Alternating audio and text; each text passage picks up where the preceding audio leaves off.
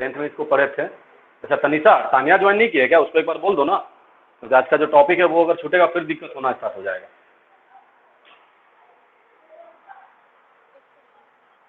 Tanisha sir बोल देते हैं। ठीक है, बोल दो।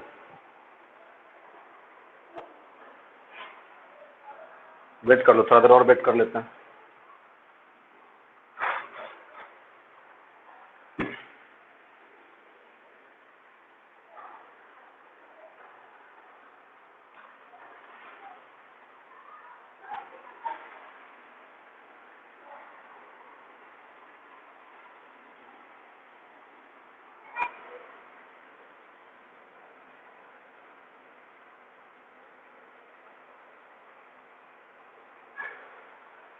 चलिए स्टार्ट करते हैं हम।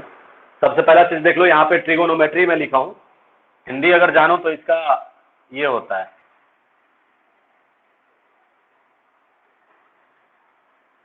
त्रिकोणमिति। अगर हिंदी जानो तो, ऐसे हमको जानने का जरूरत नहीं है क्योंकि मैं विशेष इंग्लिश में ही बात करूंगा।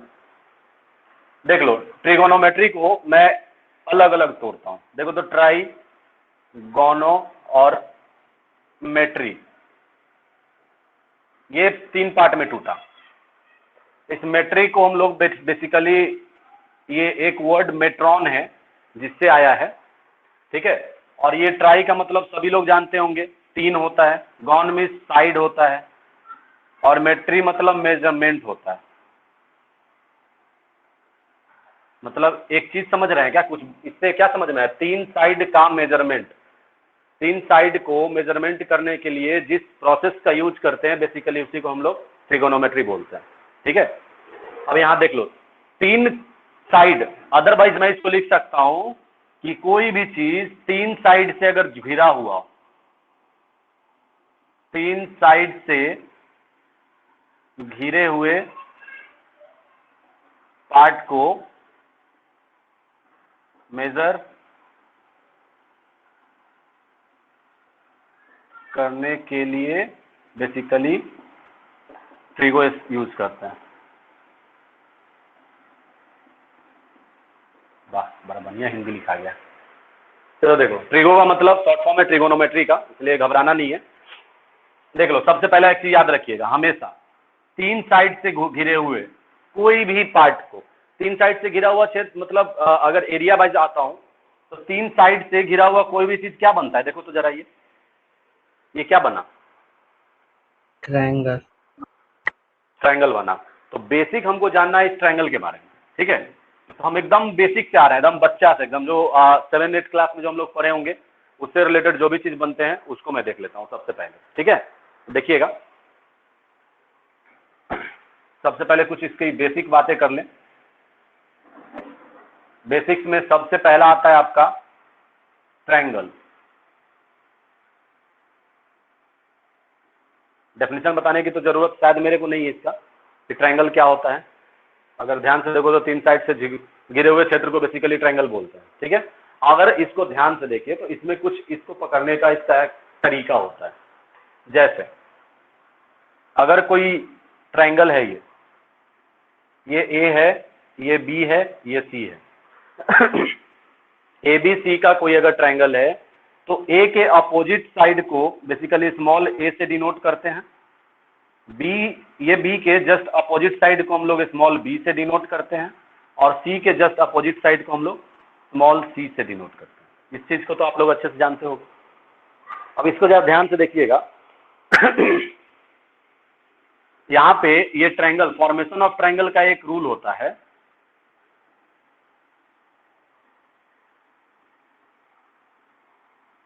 कि इफ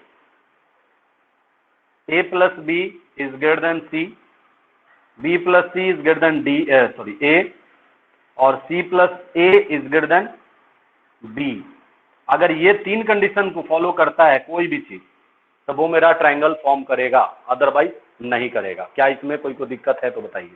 ये बेसिक पार्ट है, आप लोग को अच्छे से जानना चाहिए।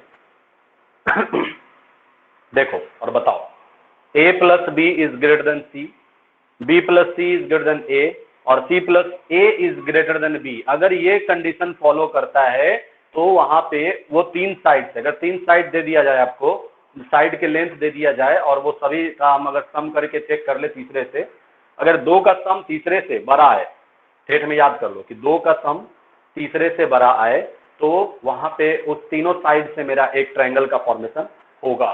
क्या इसमें किसी को दिक्कत है? बोलो। No sir. बोला जाए? चलिए, तो आगे देखिएगा। सबसे पहला चीज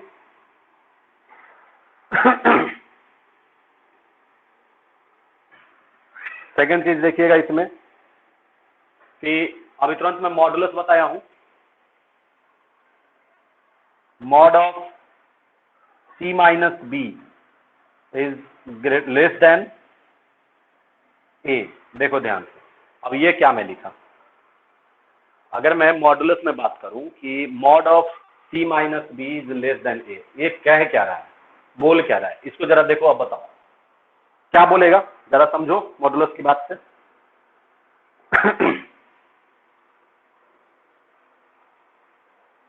बोलिए।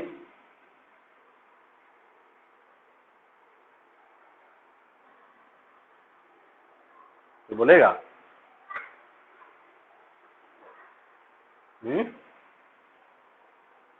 जैसे यहां पे हम लिखें कि कोई भी दो एंगल का साइड का सम जैसे उससे बड़ा हुआ, तो यहाँ पे हम क्या लिखेंगे कि उस दो साइड का डिफरेंस भी जो होगा वो तीसरे से हमेशा छोटा होगा।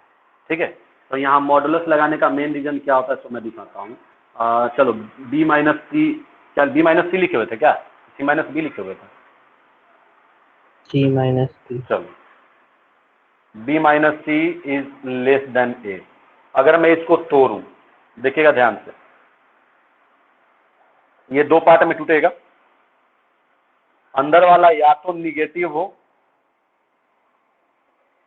या फिर अंदर वाला पॉजिटिव हो, यही ना निकलेगा। देखो तो इससे क्या आया, देखो तो c minus B is less than a, यानी कि इसको उधर करो तो a plus B is greater than c। यहां पर भी चेक कर लो, b माइनस सी को उधर कर दो। ठीक है, c को उधर कर देते हैं हम, तो क्या आ जाएगा, b is less than a plus c. देखो तो ये दोनों कंडीशन मेरा ट्रायंगल के रूल को फॉलो कर रहा है क्या? a plus c is greater than b। देखो तो यहाँ पे देखो, a plus B is greater than c, क्या ये फॉलो किया मेरा? बताओ जरा, बोलिए। Yes sir. चलिए, हाँ बोलो, बोलो अनुज, बोलो बोलो। दिक्कत? हेलो। अच्छा ठीक है, फिर से मैं इसको रिपीट कर रहा हूँ फिर से। सबसे पहला चीज, ट्रिगोनोमेट्री जो होता है, ट्राइगोनो और मेट्रॉन, ये तीन चीज से मिलके बना है। ये चीज मैं लिख दिया हूँ। इस ट्रिगोनोमेट्री को 3 पार्ट में डिवाइड कर दिया, डिवाइड नहीं किया मतलब अलग अलग तोड़ दिया। ट्राई फॉर ये गोनो को एक साथ रखे और मेट्री को एक साथ रखे। ये मेट्री जो एक मतलब लैटिन वर्ड बोला जाता है, इसको मेट्रॉन से लिया गया है।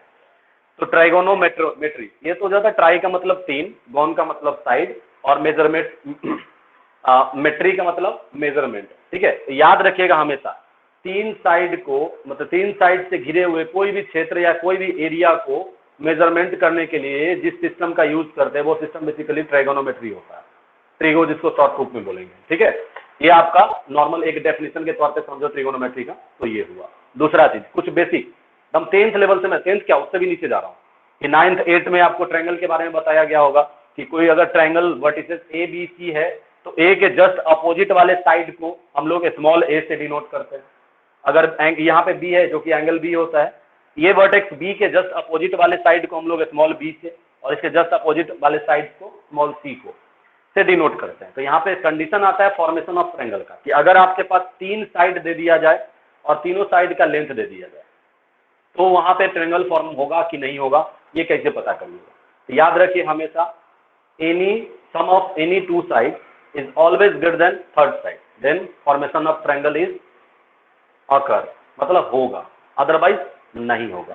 कहने का मतलब देख लो, a प्लस बी, ये 2 साइड है ना, ये a और b, ये दोनों का साइड का सम इस तीसरे से बड़ा आया, तीसरे से बड़ा आया मतलब चलिए मेरा काम सही है। तो हम सिर्फ एक ही चेक करके नहीं देखेंगे, हम इसमें 3 कंडीशन बनेगा, तीनों कंडीशन को चेक करेंगे और देखेंगे कि मेरा ये तीनों कंडीशन फॉलो करता है कि।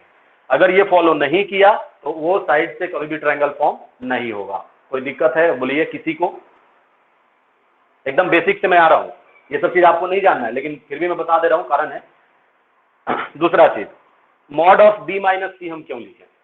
जैसे हम दो साइड का जोड़ तीसरे से बड़ा किए, तो वैसे ही दो साइड का डिफरेंस तो तीसरे से छोटा आना चाहिए। तो ये भी कंडीशन है फॉर्मेशन ऑफ ट्रायंगल का, दो कंडीशन। पहला कंडीशन ये रहा और सेकंड कंडीशन ये रहा। फर्स्ट कंडीशन एडिशन के तौर पे, सेकंड कंडीशन सब्ट्रैक्शन के तौर पे। कहने का मतलब कोई भी दो का सम, अब हो सकता है कि कोई भी अगर हम आंख बंद करके उठा ले, छोटा में से बड़ा घट गया, नेगेटिव आ जाएगा। तो लेंथ कभी नेगेटिव सुने हो कि मेरा हाइट जो है 6 फुट माइनस 6 फुट है, माइनस में भी आएगा तो मैं उसको प्लस ही मानूंगा। इसलिए जब भी लेंथ जो होता है ये स्केलर होता है। स्केलर का मतलब कि जिसके पास सिर्फ मैग्नीट्यूड हो, डायरेक्शन से हमको कोई मतलब नहीं है, तो इसको हम नेगेटिव पॉजिटिव से डिनोट नहीं करते हैं। तो यहाँ पर भी ये चीज जो चल रहा है, जो भी लेंथ है, ये सारे मेरे जो होंगे इसमें बस हमको मैग्नीट्यूड चाहिए, नेगेटिव पॉजिटिव का मतलब नहीं है यहाँ पे। तो इसीलिए हम मॉडुलस लगाएं कि हो सकता है बी छोटा और सी बड़ा हो, तो बी माइनस सी करे या सी माइनस बी करे, हमको वही चीज है। वही चीज मैं यहाँ पे लिया हूँ। देखो ये या तो नेगेटिव देगा या फिर पॉजिटिव देगा। मॉडुलस का बात मैं किया था, या तो नेगेटिव अदरवाइज पॉजिटिव। बताए थे ना कि अंदर एक्स है तो एक्स का वैल्यू क्या होगा, माइनस इन्फानाइट से प्लस इन्फानाइट के बीच में कुछ भी, मतलब या तो माइनस डालेंगे नहीं तो प्लस डालेंगे। यही कंडीशन होता है ना, बोलिए बोलो। Yes sir. चलिए, तो अब इसको हम क्या किए, एक बार नेगेटिव एक बार पॉजिटिव लिए। तो नेगेटिव लिए तो माइनस अंदर जाएगा, तो माइनस बी प्लस सी। तो ऐसे लिखेंगे ए उधर गया तो ए plus B is greater than c. मतलब देखो तो ये सेम चीज आ गया क्या इसके जैसा? मतलब हमको एक चीज समझ में आया कि जब मैं इस प्रोसेस को भी लेके चल रहा हूं तो ये भी मेरा एक रूल बन रहा है कि ट्रायंगल को फॉर्म करने के लिए बेसिक रूल में ये भी एक निहित है। क्या इसमें किसी को दिक्कत है? बोलिए। तनिषा आप बोलो, आप थोड़ा चली गई थी। तनिषा? No sir. चलिए, ये कहाँ है? तानिया नहीं आई? सर उसका तबीयत ठीक नहीं इसीलिए। अच्छा चलिए चलिए, यहाँ तक कोई दिक्कत नहीं है ना? अच्छा, एक चीज और बताइएगा हमको। तीसरा, angle A plus angle B plus angle C is equal to कितना होता है? 180। 180। किसी भी ट्रायंगल के तीनों एंगल का सम जो होता है वो 180 डिग्री होता है। ठीक। तीसरा, चौथा देखिएगा, राइट एंगल ट्रायंगल का नाम सुने होंगे।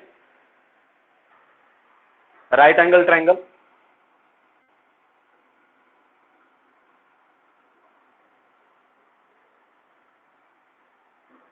देख लो। अब सबसे पहले मैं राइट एंगल ट्रायंगल का बात करूं। राइट एंगल ट्रायंगल क्या होता है कि जब किसी भी एंगल का एक साइड, एक एंगल क्या हो जाए, किसी भी ट्रायंगल का एक एंगल अगर 90 डिग्री होता है तो उसको हम लोग राइट एंगल ट्रायंगल बोलते हैं। ठीक है, तो जरा एक चीज हमको बताइएगा इसमें,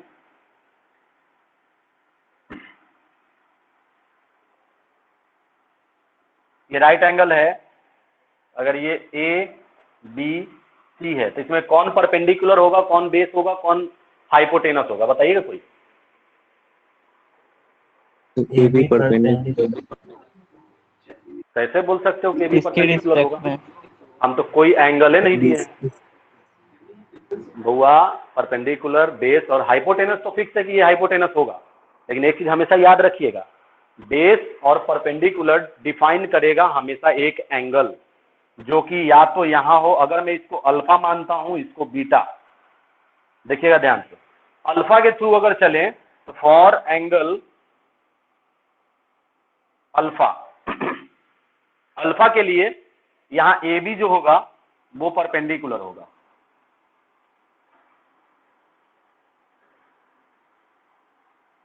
बीसी क्या होगा बताओ? बेस। बीसी क्या होगा? बेस। और AC hypotenuse.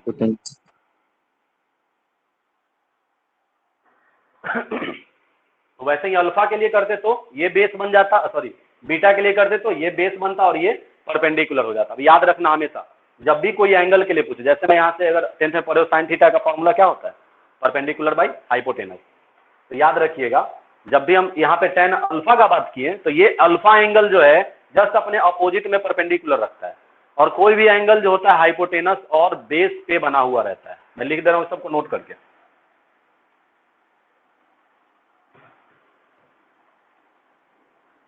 Any angle of right angle triangle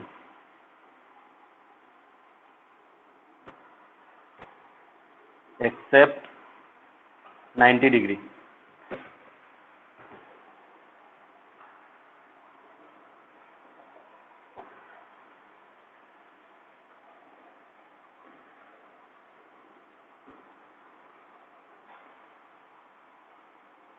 देखो कोई भी एंगल रहे राइट एंगल में, अगर एक्सेप्ट कर दिए 90 डिग्री को, 90 डिग्री को छोड़ के यहां बना, तो ये देखो बेस और हाइपोटेनस पे बना। यहाँ पे देखो बना, ये बेस हो जाएगा और ये हाइपोटेनस होगा। बेस हमेशा नीचे रहेगा, हाइपोटेनस उस पर झुका हुआ रहेगा, ये ध्यान रखिएगा। इसमें किसी को दिक्कत है बोलो? नहीं है तो इसका स्क्रीनशॉट लो। इसको जरा लिखना, एकदम बेसिक बता रहा हूं मैं, एकदम बउआ वाला चीज है इसे। हो गया। चलिए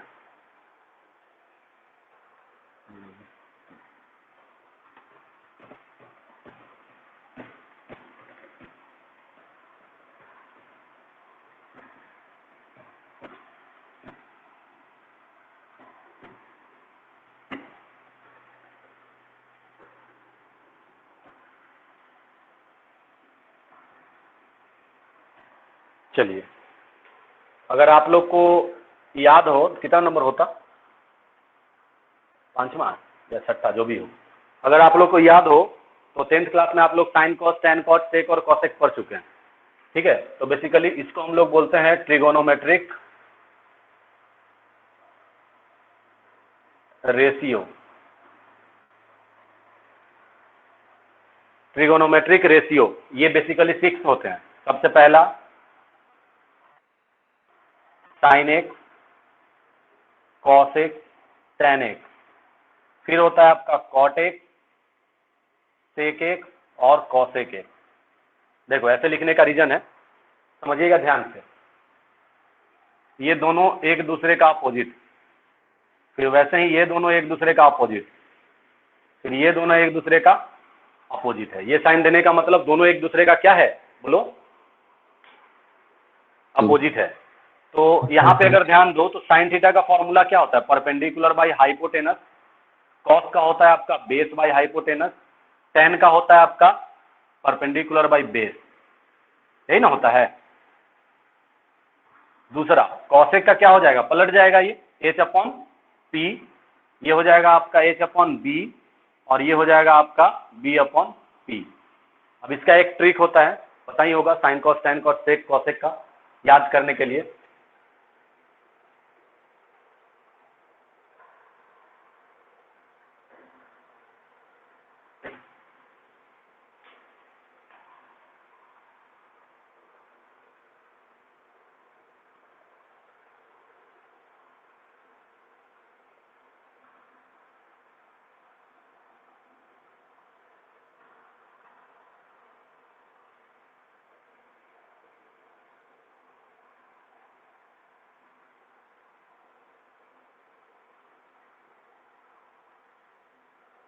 देखो जो कैपिटल लिखा हुआ है P by H, B by H और P बाई बी दिखाई दे रहा होगा, देख लो ध्यान से।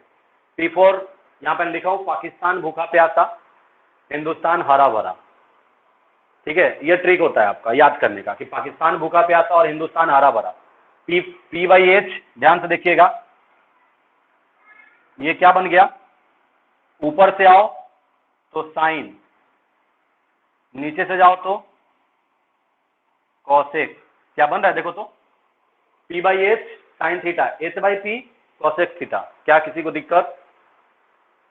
बोलते रहना, कहीं पे दिक्कत होता घबराना नहीं है। चलो B by H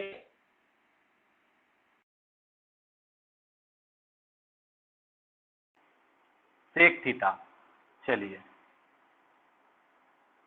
P by B क्या देता है? ऊपर से टैन थीटा और नीचे से कॉट थीटा। देख लो, ये आपका बेसिक ट्रिक हुआ। पाकिस्तान भूखा प्यासा, हिंदुस्तान हरा भरा, ये बेसिक है, बहुत अच्छा है, इसलिए थोड़ा याद रखिएगा। क्या सभी को याद है ये? एक बार हमको बताइए, ये आप लोग को याद है कि मैं भी याद कराऊं और कुछ करके? बोलो, सभी को याद है? बोलो। Yes, sir. प्रिया, याद है? यस सर, याद है। चलो, तनिषा आपको? Yes sir. चलो, याद अगर नहीं है किसी को भी तो बेसिकली याद रखना हमेशा, हमको कुछ नहीं करना है। एक चीज याद रखो, अगर एक भी चीज याद रह जाएगा ना, साइन का जैसे p/h आया तो अगला ऑटोमेटिकली है b/h आएगा। और एक चीज और, आप लोग अगर यहाँ से कुछ आइडेंटिटीज लेके चलो तो कुछ स्पेशल फॉर्मूलाज बनते हैं। जैसे tan थीटा को हम लोग लिख सकते हैं sin थीटा बटा cos थीटा, पता है इसको? या फिर लिख सकते हैं 1/cos थीटा। क्या इसमें किसी को दिक्कत है? देखो तो, tan theta No, can be sir. Written as sin upon cos, otherwise 1/cos। चलिए, वैसे ही sin थीटा को हम क्या लिख सकते हैं बताओ तो जरा? 1/cosec. 1/cosec theta. Very good. फिर देखो, अब वैसे ही अगर ये cosec रहता तो क्या बनता? cosec theta is equal to 1/sin theta. Sin theta. sin theta. चलिए, दूसरा कौन बताएगा? चलो, तनिषा आपके लिए था, आप बताना जरा। cos थीटा को मैं क्या लिख सकता हूँ अपोजिट के तौर पे? बोलो। H5P। नहीं, वो नहीं। जैसे cos theta is equal to opposite लिखना है, cos का उल्टा क्या होता है? cos का उल्टा देखो यहाँ ठीक है, तो उल्टा कहने का मतलब क्या होता है? जस्ट डाउन हो जाएगा। देखो 1/sec थीटा। देखो, समझ में आया? देखो, उल्टा का जब भी बात करें ना तो जो उल्टा रहेगा ना वो 1/ चला जाता है। कहने का मतलब देखो, अगला बताना जरा। अगर मैं tan लिखूं, tan तो लिख दिया हूँ, इसी का अगर मैं sec रहता तो क्या होता बताओ तो? ये इधर जाता, ये इधर था, 1/। वेरी गुड, ठीक है। मतलब ये समझ में आया आप लोग को सभी को? ये सब आइडेंटिटीज आ जाते हैं, ध्यान से रखिएगा। ये सब बेसिक 10th के आइडेंटिटीज हैं, ठीक है, जो कि मैं अभी यहाँ पे डिस्कस कर दे रहा हूँ। फिर देखो, इसमें और आइडेंटिटीज आते हैं। सबसे पहला बेसिक है, मैं एक चीज यहां से लेके चलूंगा, sin square theta plus cos square theta is equal to what? 1. 1। याद रखना, साइन और cos का स्क्वायर का सम हमेशा 1 देता है। दूसरा, sec square theta minus tan square theta is equal to Cosec square theta. 1। ये 1 देता है। फिर तीसरा नंबर, cosec square theta minus cot square theta is equal to 1। ये चीज 10th का जो भी चीज चल रहा है आपका, ये बेसिक 10th है, देख लो 10th क्लास का ये चल रहा है। सब बताने का रीजन है कि आपको आगे जो है उसमें दिक्कत ना हो, इसलिए मैं ये सारे चीज को मैं लेकर के चल रहा हूँ, ठीक है। देखो, यहाँ पे किसी को दिक्कत है ये वाला पार्ट में? बोलो तो। No, sir. ये सब याद है? याद है सभी को? मैं याद कराते हुए चलूंगा, मैं आप लोग से एक एक बच्चे से मैं बुलवाऊंगा। कारण है, इसके बिना बहुआ ट्रिगो के अलावा आपका कैलकुलस एक टर्म आता है आप लोग का, जो 12th में है, पूरा लगभग 60% सिलेबस कवर करता है वो, तो उसमें आपको इसके अलावा कुछ नहीं हिलेगा। अगर ये नहीं आता है तो फिर बहुत दिक्कत होगा, इसलिए थोड़ा ध्यान से, एकदम है बहुत ईजी, बस बच्चे गड़बड़ क्या करते हैं, कंसंट्रेट नहीं हो पाते। इसलिए थोड़ा कंसंट्रेशन से देखना, अच्छे से देखना, जहां डाउट हो बेझिझक पूछना है, घबराना नहीं। अभी मैं कुछ स्टार्ट नहीं किया हूँ, अभी मैं 11th पढ़ा ही नहीं रहा हूँ। 11th में तो डायरेक्ट मेजरमेंट ऑफ एंगल से स्टार्ट होता है, अभी तो मैं आपको एकदम बेसिक 10th एक बार रिवाइज करा रहा हूँ। इससे मेरा कुछ फॉर्मूलाज बनता है कि जैसे cos square theta is equal to 1 minus sine square theta, या फिर cos theta is equal to √1 minus sine square theta, वैसे ही sine square theta is equal to 1 minus cos square theta. बोलो, किसी को कोई दिक्कत? कैसे आया तो समझ में आया ना? ये उधर गया, एक बार ये इधर गया, एक बार ये इधर गया। वैसे ही यहाँ पे देखो तो sec स्क्वायर थीटा बराबर क्या होगा? बोलो तो जरा, बोलो। 1 plus tan square theta. 1 plus 1 plus tan square theta. सभी लोग बोलिएगा, घबराना नहीं है कि कोई बोल दिया तो अति हो गया, वो तो कुछ कंडीशन नहीं है। tan स्क्वायर थीटा बराबर 1 minus sec square theta. गड़बड़। इसको उठाओ उधर करो, नेगेटिव है उधर जाएगा पॉजिटिव, ये इधर आएगा, मतलब सेक स्क्वायर थीटा -1। ध्यान से यहाँ पे बताओ कॉसेक का क्या देगा? Cosec 1 square theta plus is equal cot to square. 1 plus cot square. Cot square theta, और कॉट स्क्वायर थीटा बराबर क्या देगा? Cosec square theta plus -1.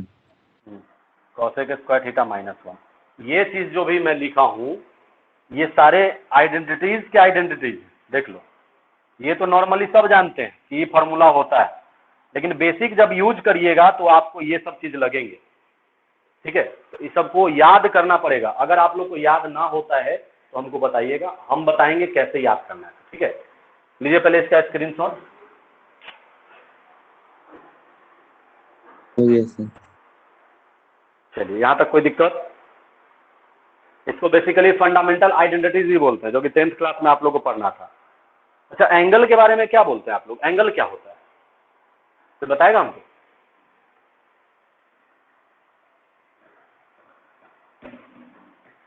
बोलो।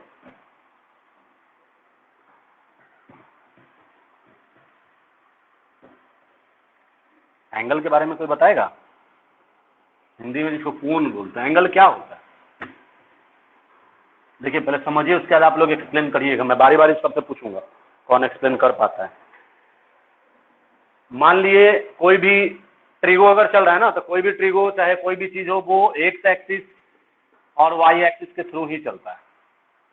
ठीक है, अब कहने का मतलब क्या है, यहाँ पे मैं 0 डिग्री मानता हूँ, इसको मैं 90 डिग्री मानता हूँ, इसमें तो किसी को दिक्कत नहीं है क्वाड्रेंट में।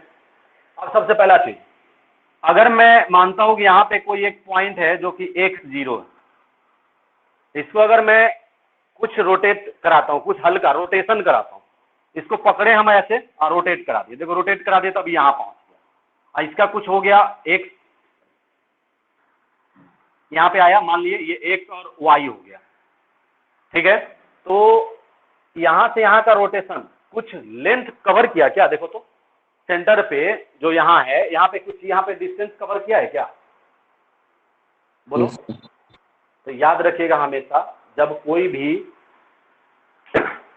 लाइन पॉजिटिव डायरेक्शन में यानी फिर एंटी क्लॉकवाइज डायरेक्शन में जब वो रोटेट करता है, ठीक है, कोई भी लाइन अगर एक फिक्स पॉइंट से एंटी क्लॉकवाइज डायरेक्शन में अगर वो रोटेट करता है, तो उसके द्वारा वो उस फिक्स्ड पॉइंट पे बनाया गया जो भी मतलब पार्ट होते हैं, बेसिकली उसको हम लोग एंगल बोलते हैं। ठीक है, वही एंगल कहलाता है, जो कि आप लोग को पढ़ना है, शायद 6ठा 7वां में भी पढ़ाया जाता है सब।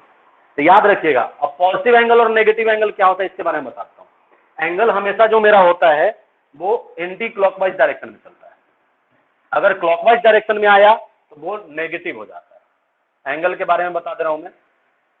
इसमें सबसे पहला आता है पॉजिटिव एंगल। देखिएगा ध्यान से, पॉजिटिव एंगल का मतलब एंटी क्लॉकवाइज डायरेक्शन। देख लो, कहने का मतलब दिखाई दे रहा है कि नहीं?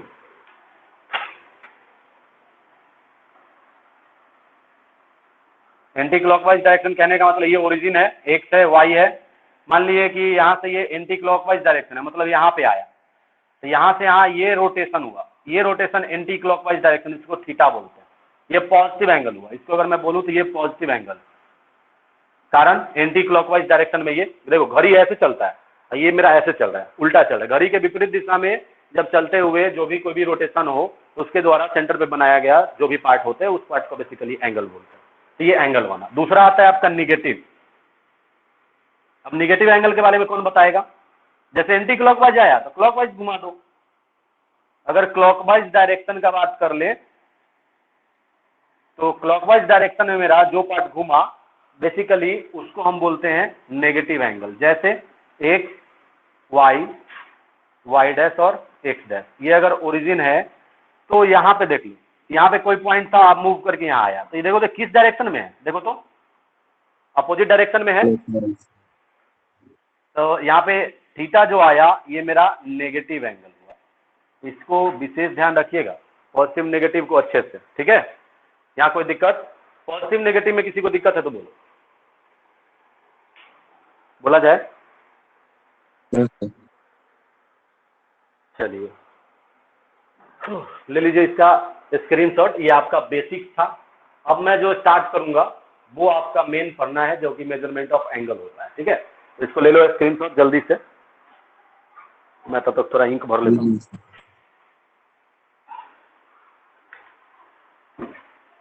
अगला हेडिंग जो है ना वो मेजरमेंट ऑफ एंगल अब आता है। और आप लोग से एक गुजारिश है मेरी कि जो भी चीज मैं आज बताया हूँ, fundamental identities, sin cos, tan cos, sec cosec का, वो चीज आप लोग याद करिए। अच्छा एक बार मैं थोड़ा रिवीजन तब तक लगा लेता हूँ। Sin theta is equal to formula क्या होता है, बेसिक फॉर्मूला, कोई आइडेंटिटीज नहीं, बताइए। मैं पूछ लूँ क्या बारी बारी से थोड़ी से? चलो शुभम तुम्हारा हो गया। हाँ चलो जब तनीषा आप बताइए, कॉस थीटा इक्वल टू,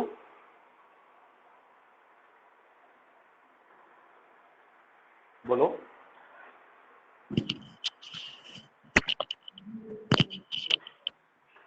क्या बोले sir? Cos theta equal to basic formula, एकदम बच्चा वाला, 10th वाला।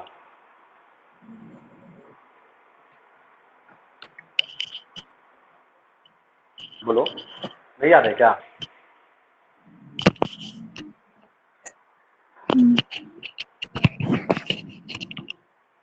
देखो याद रखो हमेशा, जब भी आपको याद करना है तो जैसे ही मैं यहाँ पे बताया, साइन थीटा का याद रखना, sin theta equal to perpendicular by hypotenuse, ठीक है। Cos theta is equal to base upon hypotenuse, cos theta जो हो गया बेस अपॉन हाइपोटेनस। मैं एक बार फिर से लिख लिख के बता दे रहा हूँ, देख लो। साइन थीटा का बात किए तो ये परपेंडिकुलर बाई हाइपोटेनस, ठीक। और कॉस थीटा का बात किए तो देखो पी एच आ गया, मिसिंग क्या है बताओ जरा, बी मिसिंग है तो बी आ जाएगा, बेस अपॉन हाइपोटेनस। और अगर tan थीटा का फॉर्मूला मैं बताऊं तो tan थीटा को साइन बटा कॉस लिखते हैं क्या? साइन बटा कॉस दोनों को अगर डिवाइड कर दो ये दोनों खत्म हो जाएगा, बचेगा क्या? P by T. याद करने का ये भी तरीका, नहीं तो याद रख लो हमेशा, पाकिस्तान भूखा प्यासा, हिंदुस्तान हरा भरा, P by H, B by H और पी बाई बी। पाकिस्तान में पी, भूखा में बी और प्यासा में फिर पी। तो नीचे लिखना है हिंदुस्तान एच, हरा में भी एच और भरा में बी। मतलब ये आपका जो बनेगा, एक दो बार लिखना इसको, ठीक है, लिखोगी याद हो जाएगा। कल मैं पूछूंगा, ठीक है। ये सब चीज देखो बेसिक है, इसको याद रखना, ये याद हो जाएगा ना तो फिर आगे कोई दिक्कत नहीं होगी। ये बेसिक है, 10th क्लास की चीज है।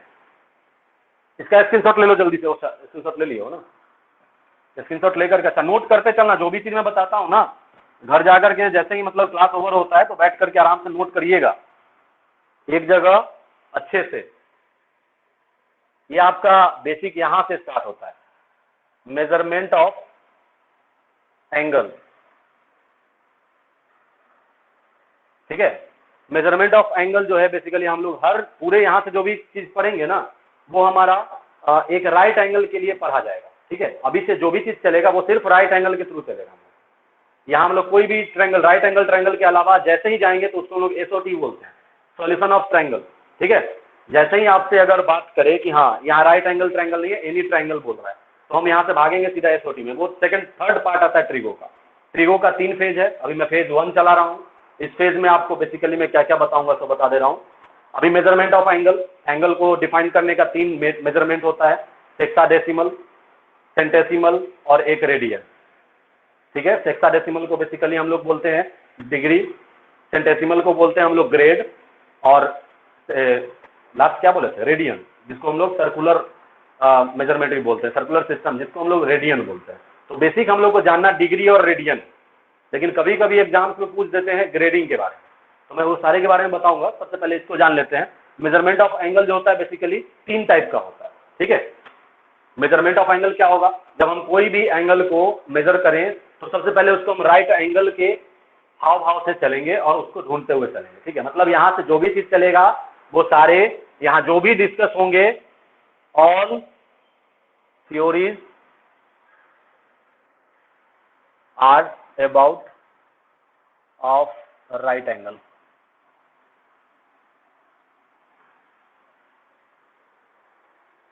देख लो, तो जितना भी यहाँ पे थ्योरीज होगा वो सारे राइट एंगल के बारे में होंगे, इसमें किसी को दिक्कत नहीं होना चाहिए। अब ध्यान से देखिएगा, एक राइट एंगल में जो एंगल होता है वो क्या होता है, कोई बताएगा हमको? 90 डिग्री। 90 डिग्री। देखो तो एक चीज लिख लेते हैं, ये बेसिकली ज्योमेट्री से आया है। In geometry measurement of angle, देख लो MOA लिखा हूं, measurement of angle is term of और राइट एंगल। देख लो वही चीज लिखा हूं, जो भी चीज चलेगा मेजरमेंट ऑफ एंगल का जब बात करेंगे तो वो किस चीज का रहेगा बताओ, बोलो। Right angle. तो अब इसको मापने के लिए basically three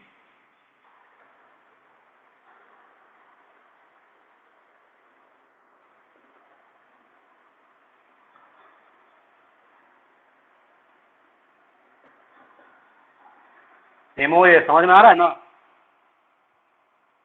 measurement of angle को मापने का 3 तरीका। सबसे पहला जो जाएगा आपका सेक्साडेसिमल सिस्टम बोलते हैं इसको।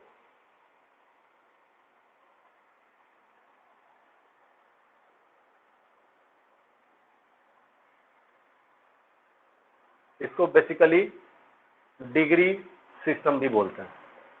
जैसे बोलते हैं ना हम लोग 90 डिग्री, 180 डिग्री, 360 डिग्री, तो ये एक सिस्टम में आता है। जैसे हम लोग FPS ये पढ़ते हैं ना, SI सिस्टम, फिजिक्स में जाओगे तो SI सिस्टम आप लोगों को पढ़ना है, तो SI सिस्टम जो पढ़ते हैं, SI यूनिट जो होता है उसको, तो SI यूनिट होता है। फिर आपका बहुत सारे चीज होते हैं मापने का तरीका। वैसे यहाँ पे एंगल को मापने का तरीका होता है। वहाँ पे जाओगे तो रेडियन और स्टेरेडियन नहीं पढ़ना है आप लोग को। रेडियन बेसिकली हॉलोस्फीयर को जो मतलब किसी सर्किल के मतलब सेंटर पे उसके एंगल मतलब आर्क के द्वारा बनाया हुआ जो आर्क होता है उसके रेडियस के इक्वल होता है। जो एंगल बनाया जाता है उसको बेसिकली रेडियन बोलते हैं।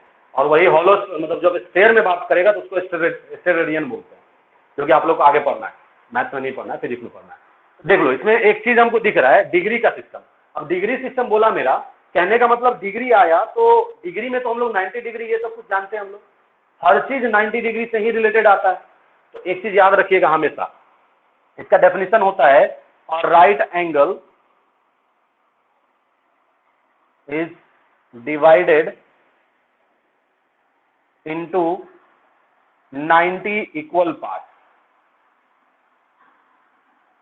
and each part is called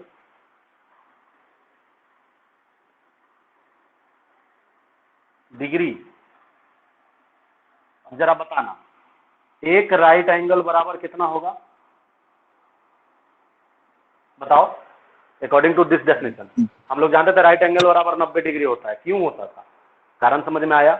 वो एक मेजरमेंट होता है कि हर चीज को एंगल को मापने के लिए हम जो सिस्टम का मेजरमेंट ऑफ एंगल का यूज किए वो राइट एंगल से बात किए, और राइट एंगल का बात किए तो वो 90 इक्वल पार्ट्स में डिवाइड हुआ था। 90 इक्वल पार्ट्स मतलब 1 डिग्री, 2 डिग्री, 3 डिग्री, मतलब 90 डिग्री। तो ये 90 डिग्री का बात किए, 90 डिग्री में हुआ। तो यहाँ पे ये जो ऊपर माथा पर जो ये बुंदा पड़ता है बेसिकली इसको हम लोग डिग्री बोलते हैं। ठीक है, तो एक चीज समझ में आया कि एक राइट एंगल जो है वो किसके कितने बराबर होता है? बोलो, अगर मैं आपसे पूछूं एक राइट एंगल 90 डिग्री के बाद बराबर हुआ तो वो किस सिस्टम में हुआ? अगर मैं पूछूं एक right angle is equal to 90 degree मतलब सेक्साडेसिमल सिस्टम या फिर डिग्री सिस्टम।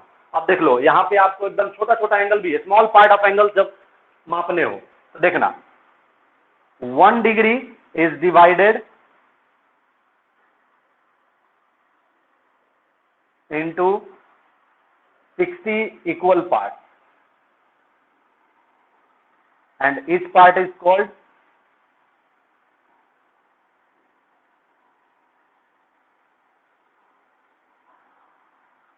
मिनट। मतलब 1 डिग्री बराबर कितना मिनट?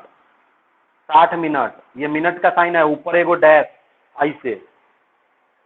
1 डिग्री में कितना मिनट होगा बताओ? बोलो, सब लोग बोलो, सभी लोग बोलने का कोशिश करो, बोलोगे याद रहेगा। बोलो 60 मिनट। 1 डिग्री बराबर 60 मिनट या 60 मिनट बोल दो। अब दूसरा चीज राइट एंगल बराबर 90 डिग्री।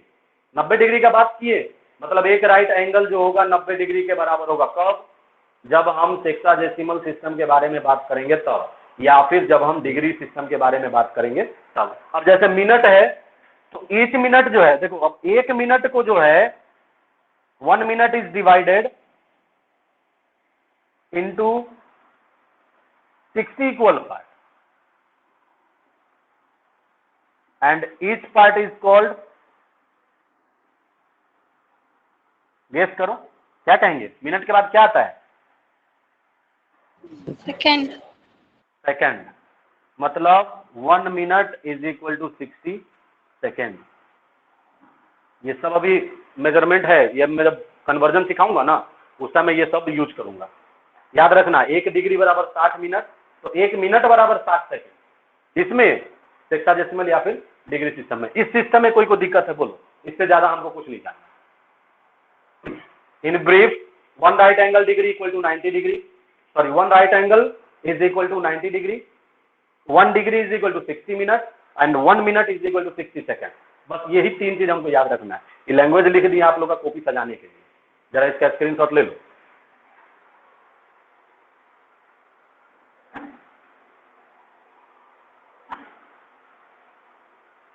हो गया? तो जल्दी जल्दी करिए, मिटा दे। Yes sir.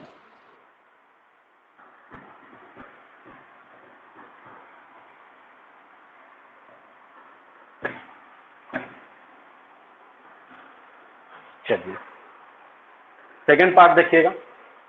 सेकेंड था इसका सेंटेसिमल।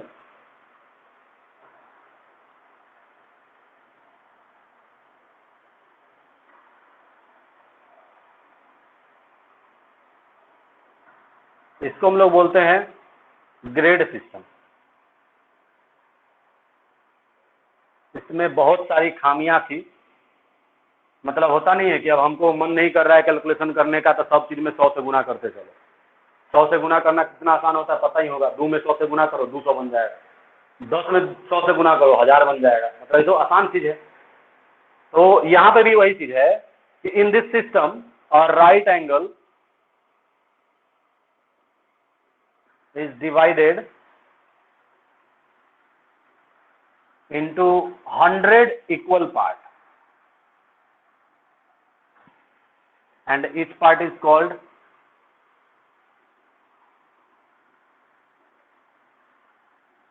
grade। और इसको लिखते कैसे सो देख लो। 1 right angle is equal to 100 माथा पर जी। अब बताओ, अब पूछोगे कि सर ये क्या हो गया, एक राइट एंगल बराबर 90 डिग्री पढ़ाएं, अब पढ़ा रहे हैं एक राइट एंगल बराबर कितना ग्रेड? 100 ग्रेड। अब ये आया कहाँ से, ये हुआ क्या? तो एक चीज ध्यान रखो हमेशा, ये मेरा किस सिस्टम का बात कर रहा है बोलो? Centesimal system. कौन सा सिस्टम है बोलो?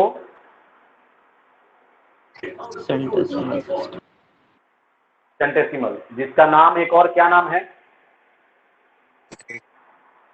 Grade system.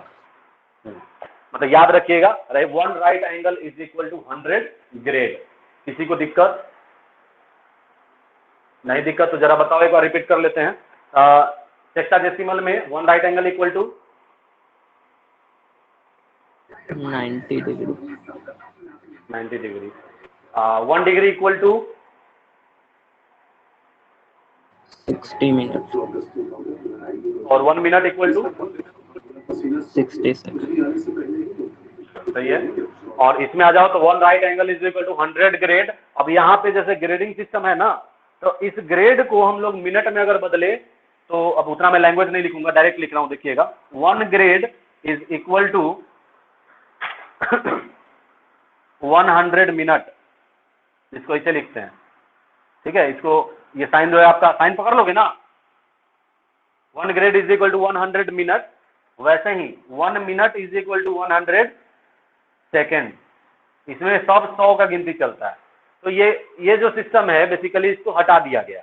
हटाया नहीं गया मतलब इसका यूज नहीं किया गया। कारण इसमें बहुत लोचा टाइप का दिख रहा है, कारण हर चीज 100 से हो जा रहा है। कोई मजाक है, कोई भी चीज रहेगा 100 से डिवाइड कर दो, तो ये थोड़ा अलग चीज हो जाता है, इसलिए इसको हम लोग ज्यादा तवज्जो नहीं देंगे, इसको नॉर्मली पढ़ा दिए, कहानी खत्म। अब मोस्ट इंपॉर्टेंट पार्ट आता है आपका तीसरा नंबर, जिसको हम लोग बोलते हैं सर्कुलर सिस्टम या फिर रेडियन। पाई हुई का वैल्यू देखते हैं ना, 90 डिग्री को लिखते हैं पाई बाई 2। क्यों लिखते हैं पाई बाई 2? तो वो सिस्टम में होता है, हर एक अपना अपना सिस्टम बताता है, ठीक है। तो रेडियन जो होता है आपका, ये क्या होता है देख लो, an angle subtended by an arc whose length is equal to its radius।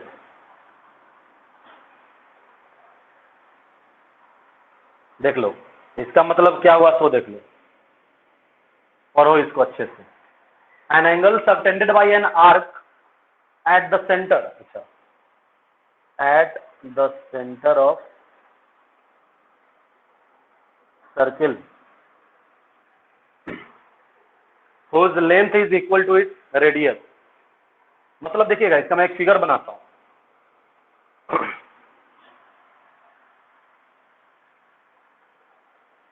देखना यहां क्या बोला है तो समझिएगा। एक सर्किल है, सर्किल है तो एक सेंटर होगा, सेंटर है तो एक रेडियस भी होगा। तो बोला क्या, ये आर, ये आर, अगर ये ए है, ये बी है, तो यहाँ पे ए बी जो आया, ये पार्ट देखो ध्यान से, ये पार्ट मेरा आर्क है। Length of arc A B अगर मेरा आर है, तो इसके द्वारा सेंटर पर जो बना, इसको हम लोग 1 रेडियन बोलते हैं, 1 सी, इसको 1 रेडियन बोलते हैं। यहां हम 90 डिग्री का बात ही नहीं करेंगे, 1 सी 1 रेडियन। कोई दिक्कत है बोलो? यही डेफिनेशन है इसका, सर्कुलर सिस्टम में याद रख लो हमेशा।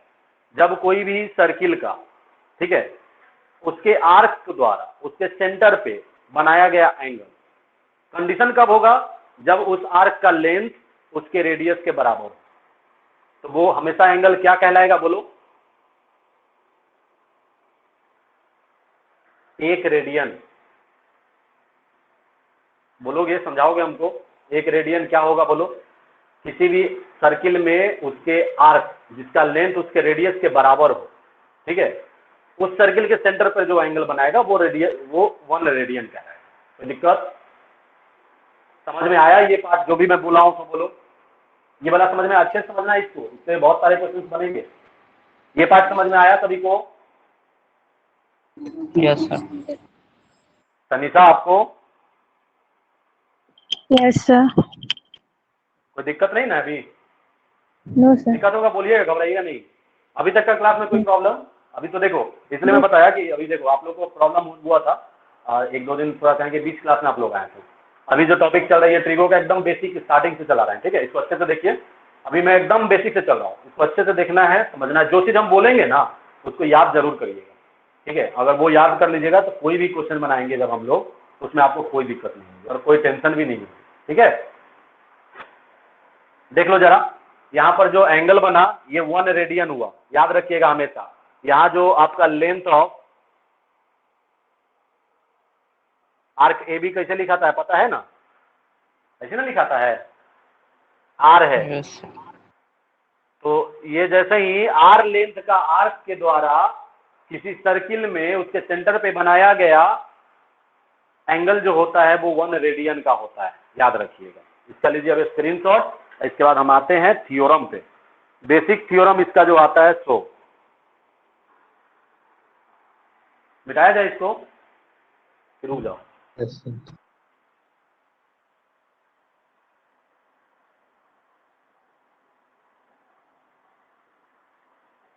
1C याद रखना, कभी कभी जब सीधा 1 2 कुछ भी लिख दे या सीधा 1 रहेगा, जब एंगल डिग्री गुरी ऊपर ना दे, ग्रेड ना दे, सीधा 1 2 3 4 लिख के छोड़ दे, वो हमेशा रेडियन में होता है, याद रखिएगा। अब ले लो स्क्रीन पर।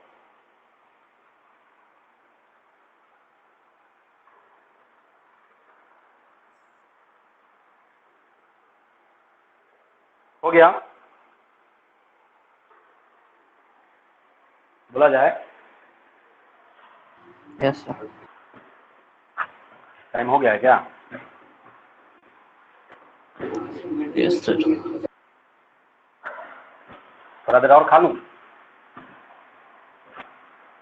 थोड़ा टाइम खा लूं क्या? केमिस्ट्री। लेकिन टाइम केमिस्ट्री क्लास है, वही दिक्कत है। चलो कोई बात नहीं है, मिलते हैं फिर नेक्स्ट क्लास में, मतलब कल का क्लास बहुत धांसू होने वाला है, क्योंकि क्वेश्चंस चलेंगे, हम लोग डिग्री रेडियन के बारे में अच्छे समझेंगे, और कैसे हम लोग 60 डिग्री को π/3 लिखते हैं इसके बारे में जानेंगे, और पाई का डेफिनेशन जानेंगे। पाई मेरा क्यों पाई जो होता है, पाई आता कहाँ से, बेसिक ये होगा। उसके बाद पाई का वैल्यू, फिर आपका ये नॉर्मल चीज चलेंगे, तो जो कि कल करेंगे क्लास, ठीक है। और तनिषा तानिया को बोलिएगा कि आज का लेक्चर एक बार देख लेगी, ठीक है, नहीं तो फिर कल प्रॉब्लम नहीं होगा, ऐसा हम फिर से डिटेल बता देंगे पीछे से, हल्का उसको Okay, पीछे से मैं रिवाइज करा दूंगा, ठीक है। चलिए मिलते हैं फिर नेक्स्ट क्लास में, तब तक के लिए टाटा।